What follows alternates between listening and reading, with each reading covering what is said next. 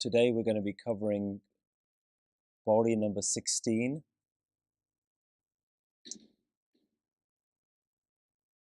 And as we've seen with the previous verses, we had a series of 4 verses in Suniye and 4 verses in Manne. And in the same way, the next 4 verses are also linked together. And they all end with the same line. Jo tud pave, Sai palikar, tu sada salamat nirankar. The next 4 pauris we can infer that it is also talking about these people who have gone through that process of Suniye, gone through that process of Manne, and now what we're discussing is those people who are Manne Pave Mok Duar, who have found that liberation. The ones who have mastered Suniye and mastered the experience of Manne. And the Shabad begins, Panch Parvan, Panch Pradhan. The word Panch is a plural word. We know that because it doesn't have an ankar at the end. So it's a plural word. And so in this context, it's referring to those people who have done that Suniye, who've done that Manne. They're now given the title of Panch. And Panch is a saintly person, a sadhu person, a sage, a holy person, a Panch. And it is the ones who have listened, the ones who have accepted, who have understood, and who are now living this as their lifestyle. This is who they are. They're the ones who are always connected with that ik. Remember that whatever we talk about always has to go back to the ik onkar. When we talk about the analogy of the torch, this is the torch that is aware of its own light. Not focusing on what it's shining on, not constantly interested in things outside of it, but aware of its own light, its own brilliance. So this is the torch that knows that it is light. And it knows that the light is not something individual to it. It is part of this bigger light. Sab mein jyot, jyot hai soe, tiste chanan, sab mein chanan hoye. So these are the people that we're talking about. Panch Parvan. So we can call these people the conscious ones, the awakened ones. Parvan means they're approved. Panch Parvan, Panch Pradhan. Pradhan means they are masters, they are leaders, they are authorities. So we can say that these awakened ones are approved and they are the authorities. They are approved because the purpose of their life has been achieved. The reason they were born, they've realized that.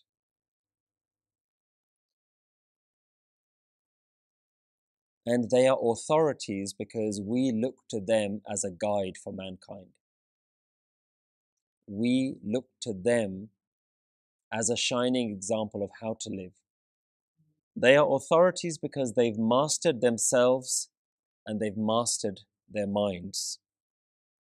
So these are the state of the people that we're talking about. Panch Parvan, Panch Pradhan. Panche Pave Darghe Man.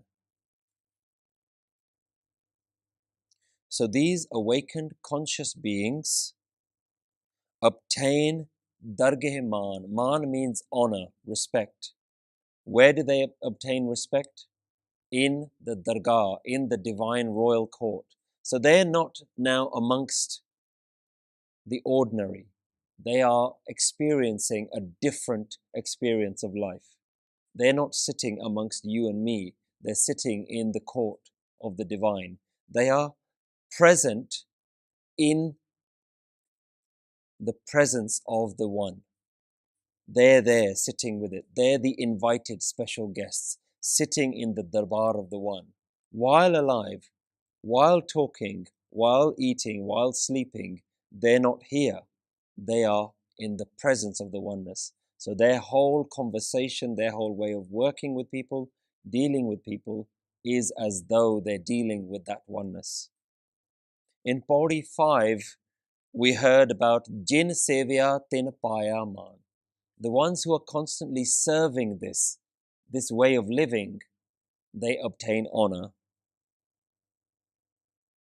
We talked about Manne Pat Syon Pargat Jai. With honor, they are exalted. This is how they leave the world. This is how they've completed their journey. Body number 14, we covered that. And this analogy of sitting in a royal court is continued in the next line. Panche Sohe Dar Rajan. So these conscious awakened people are sohe, sone lagdeya. They are beautiful. In the dar, again, in the court, in the darbar of Rajan. Now, when you look at your translations, a lot of translations will say they are beautiful amongst all the kings, they are the most beautiful. But one thing to note in the spelling of Rajan, there's an onkar underneath it, which means the word Rajan is singular, one king. So they're not sitting in the court of ordinary kings. They are beautiful in the presence of the royal king, the ultimate king, the king of kings. There's another way to translate this line as well, and this is where Gurbani becomes quite interesting. The same spelling can have multiple meanings. You can also translate this line to be that they are beautiful like a king sitting in his court. That these, which people may look completely ordinary to you and me on the outside, because they're not having an ordinary experience, they are having a completely extraordinary life experience. They carry themselves with this grace, with this beauty, almost as though they are their own king sitting in their royal darbar. And that translation also works with this spelling. They are beautiful like a king sitting in their darbar. Constantly observing the world, looking upon the world, observing their own mind, observing all their thoughts, but never attached to them, completely detached. See, a king has so much wealth that more money coming in, people coming, bowing to him, offering him, making offerings, he's almost detached from it all. His wealth is so much that he doesn't even know what to do with it. So he's almost become detached from his wealth. Wealth now no longer has the same meaning as it does for somebody working hard and earning for every last penny. And in the same way, the Panch, the completely egoless, completely detached from the world, they treat all of life, all the wealth of life, with this detachment. Because it's no longer theirs, it's no longer something for them to attach onto. And this is what gives them their radiance, their glow. It's very hard to say whether Guru Nanak Dev Ji has limited it to one meaning, or whether actually the very fact that this is poetic language means that actually Guru Nanak Dev Ji is speaking on multiple levels. Something that we find is that even when you read Hukamnamas, where you are defines how you take that Hukamnama. And the same Hukamnama you can read some months later, a year later, and it will have a different meaning. So there's something beautiful about this philosophy, that it almost has this ability to speak to different people at different levels. To the most simple, basic understanding, it makes sense. And to people who like to really go into the depth of it, it also makes sense at different levels.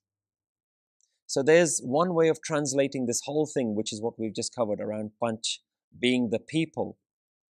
But interestingly, and something that's almost never covered in any of the standard translations, is that Panch has a completely different meaning as well, and doesn't actually refer to the holy people, the saintly people. And so I'd like to go through that as well. These lines that we've just covered actually have a completely different meaning if you just change the meaning of the word Panch. So the word Panch in Gurbani has also been used to represent the number 5. And the 5 has multiple meanings. Just one word Panch with exactly the same spelling has been used to represent the 5 thieves. We talk about Panch Chor. So we talk about Panch here, but it's interchangeable with the word Panj in certain places in Gurbani. Panch Chor, 5 thieves. Panj Indriya, 5 senses. 5 virtues. There are also 5 good qualities that a person must try and obtain in their life. 5 elements. The body is made up of 5 elements. And Panch Shabad as well, 5 celestial sounds. And some people translate Panch Shabad to be 5 different types of instruments, different ways of creating music has been broken down in Indian music as 5 different types, 5 different categories of music. So the word Panch in Gurbani has been used to represent several different things. So we need to look at the whole Shabad to try and work out what we think the meaning is. There's a really beautiful Shabad by Guru Arjan Dev Ji that really highlights this point. In Rag Asa, Guru Arjan Dev Ji, 5th Guru, has this Shabad that says, Panch Manaye, Panch Rusaye, Panch Vasaye, Panch Gavaye. And here Guruji is using the word 5, and each time he uses the word 5, he means something else. So Guruji here is saying, Panch Manaye, I have gone and reconciled with the 5 good virtues. And we'll go on to what those 5 virtues are. I've reconciled, I've made friends with those 5 good virtues, and I've angered the 5 bad virtues. They've become displeased with me. Panch Manaye, Panch Rusaye, Rus gaye. Panch Vasaye, and I've put those 5, they've settled now within me, and I've abandoned other 5. Yeah? So Guruji is using the word Panch here, but you have to understand that there's so many different meanings here. Inhe bid nagar vutha mere bhai. This is what has happened in my town, in my sarir, in my body. These things have now come and inhabited my body, like I'm a village. And these 5 have now come to live in this village. Durt gaya gur gyan dridaya. That evil has now gone and the Guru's wisdom has now come in. So Guruji has used this example here and very poetically just used the number 5. 5 have I've befriended, 5 I've disappointed. 5 have come within me and I've lost 5. That's all he's saying. We have to understand what this 5 is talking about. Now using this example, let's look at this Panch Parvan again. If we take Panch to mean the number 5, we can have a completely different meaning of this Shabad, Panch Parvan, Panch Pradhan. We can say Panch Parvan, 5 are approved. 5 elements are approved. To start the human body, you need 5 elements. This is earth, fire, wind, water, and space. 5 different elements needed to create the human body. The human body is said to be made up of these 5 elements. These have become approved, and Panch Pradhan, 5 have become manifest. They've become the leaders. Which 5? The 5 senses. So 5 elements have been approved to create a body of 5 senses, Panch Pradhan. Panche Pyaare darge man. But everybody has the 5 elements. Everybody has the 5 senses. That doesn't give you honor. Just being alive doesn't give you honor. How do you find darge man? When you've used your 5 elements and your 5 senses and you've brought in 5 virtues into your life. The 5 virtues in your life are Sat, Santokh, Daya, Taram, and Tiraj. Truthful living, contentment, compassion, righteous, dharmic living, that divine living, and patience. Some people disagree what these 5 qualities are. Some people say courage, nimrata, prem. All of these are interchangeable to say that actually when you bring these 5 good qualities within you, then you've elevated yourself. Then you're no longer a body just of 5 senses and 5 elements. You're 5 good qualities you've brought within you. Then, if you bring those 5 in, then you get Panch Pyaare darge maan. Then you get honor, because you've gone from an ordinary person into a very virtuous person. Panche sohe dar rajan. There's one thing to obtain honor. There's another to be called into the presence of the divine. When you have these 5 qualities within you, then these lead to the Panch Shabad. Panch Shabad is another word for your Dasam Dwar opening. Yeah? We hear it in Anand Sahib, Panch Shabad Titkar Sapage. Yeah? That means that you've had your 5 elements, you've now elevated your life, and you live such a virtuous life that your Dasam Dwar opens. Then you are in the presence of the divine. Your consciousness is completely opened. Now you're in the presence of the divine. Panche Pyaare darge maan, panche sohe dar rajan. So we can take the same Shabad and have a completely different meaning. Either way, you can end with the line that says, Pancha ka gur ek tyan. In order to have all of these things, you need to have the guidance of the Guru and Tyan on the oneness. Pancha ka gur ek tyan. Meditation on the oneness is their Guru. The people who have obtained the 5 qualities, that translation works. And the first translation, we talked about the Panch, those who are highly elevated through mankind. They still need a Guru, and they still need meditation on the one. Pancha ka gur ek tyan. So we can see how interesting Gurbani gets when you just look at one Shabad in a different way. And actually, this idea of 5 permeates a lot of different elements of even our everyday Sikhi. We have Panj Pyaare. What are the Panch Pyaare? Again, the 5 good qualities come in. By Daya Singh Ji, compassion. By Taram Singh Ji, righteous living. By Himmat Singh Ji, strength. By Mokam Singh Ji, determination. By Sahib Singh Ji, mastery, leadership. We have Panch Kakar. Guruji gave us Panch Kakar. Guruji gave us in our morning Nitnem Baniya, Panj Baniya.